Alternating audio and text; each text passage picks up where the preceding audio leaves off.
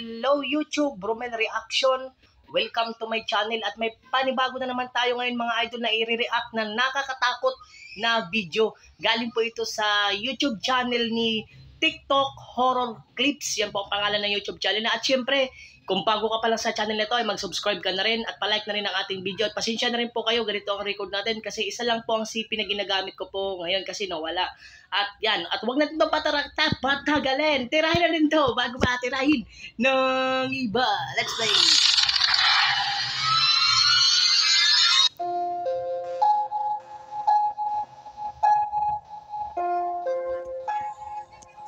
Okay, ito mga comment.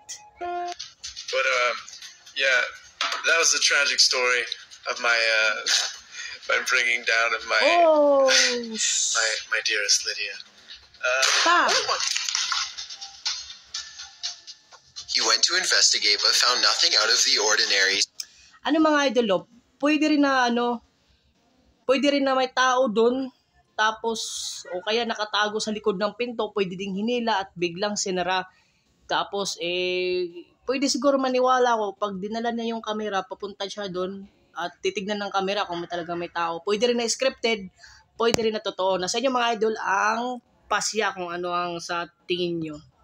So he returned to his computer, where a viewer informed him that a light had gone off by itself. While investigating the scene again, another door slammed right in front of him. For the rest of the video, many of his viewers and fellow gamers are now just as scared as him.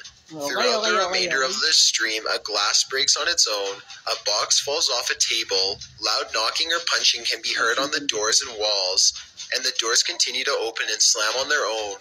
I'm like on the low key watching the door right now. Same. Like I'm watching. It's not like we needed. Oh. Guys, it's not like we needed any swim Fuck this. Fuck this.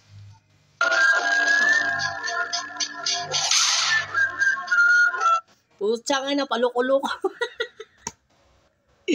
Yun tuloy na pala ng manika kasi siguro sinabniban yon ng masamang espiritu. Tapos nung tumingin sa tao, yung manika, yun, nagulat yung tao, nasapok tuloy. I know I'm not fucking tripping.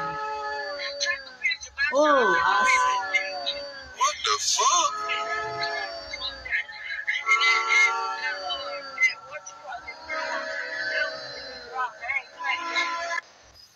para ano talaga, dinadrive din ng aso. Pero sa tingin ko, aso talaga nagdadrive.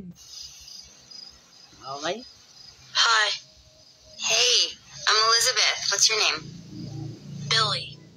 Well, Okay. it's nice to meet you. What's up? Nothing much. I'm actually just trying to meet some new friends. I'll be your friend. Oh, cool. Okay, yeah. Let's be friends. Can I tell you a secret? Ang init. Yeah. There's a monster in my closet. You know what? It's probably nothing. It's probably just your imagination. Ang sabi ng bata mga idol, may monster daw sa closet nila. Yan. Sabi niya sa mama niya ba ito? May monster. No, it's real. Okay. I'll show you. Sabi ng bata, totoo daw na merong monster sa closet. Kaya pakita daw, ganun. Oh. Nasaan ang multo?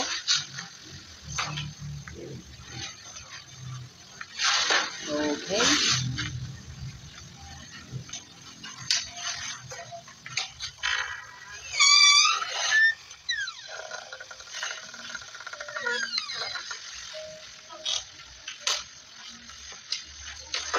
See, it's nothing. There's nothing there.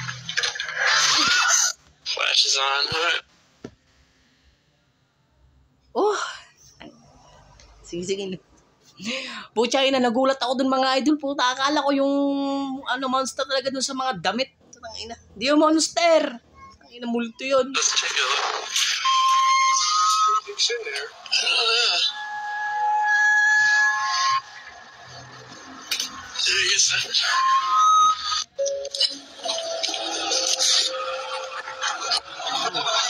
YouTuber Mellowbird says that he lives in a very actively haunted house.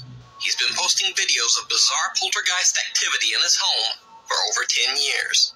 In fact, his oldest videos were probably some of the first paranormal videos. Yung mga ganito na mga ganito na Parang mga paranormal ito, yung mga nagpaparamdam ay talagang galit na galit. Kasi pwede na silang humawak ng mga bagay-bagay, mga baso, kutsara, tinidor, lahat pwede nang hawakan. Ibig sabihin mga idol, pwede na rin silang manakit ng tao. I ever watched on YouTube. Diba?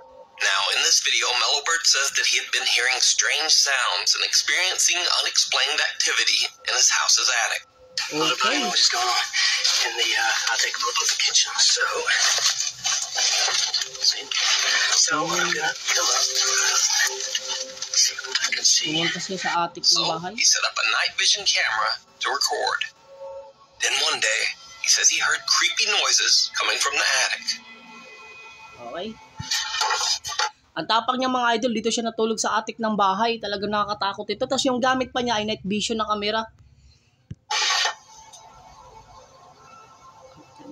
Mellowbird went up to investigate, and it didn't go well.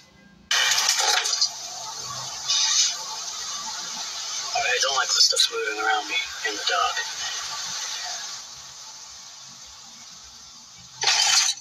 Oh. The lights going on.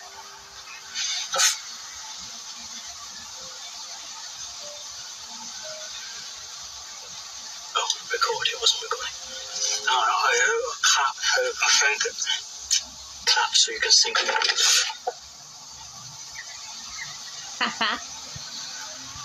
Pucha, tapak ng multo ng babato ng mga idol. Well, it was right by my head, so... Okay.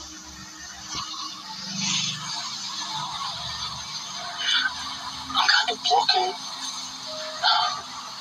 don't know if I should get out of the way. Just stick my head up over there. Ang init din eh. Pucha. Oh!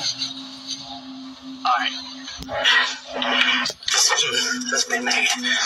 Nagpapahiwatig na yan mga idol na papaalisin na siya dyan kasi baka sagabal siya sa pagtulog ng multo.